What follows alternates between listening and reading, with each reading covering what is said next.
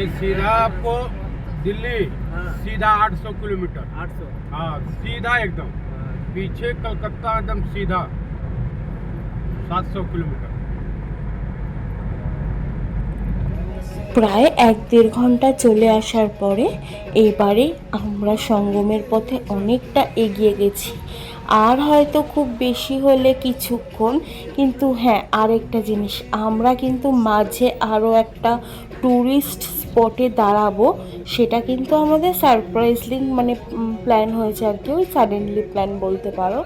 সেইখানে দাঁড়াবো, সেইটা কিন্তু এক্সাইটিং রয়েছে। তোমরা কিন্তু কেউ ভিডিওগুলোকে স্কিপ করো না, পরপর দেখতে থাকো। আর হাইওয়ে দেখতে পাচ্ছ কি দারুণ রাস্তাঘাট, ওয়াও পুরো। আরেকটা ব্যাপার হলো, যত বেলা হচ্ছে তত যেন কুয়াশাটা বাড়ছে আর ভিশনটাও তত কম আছে।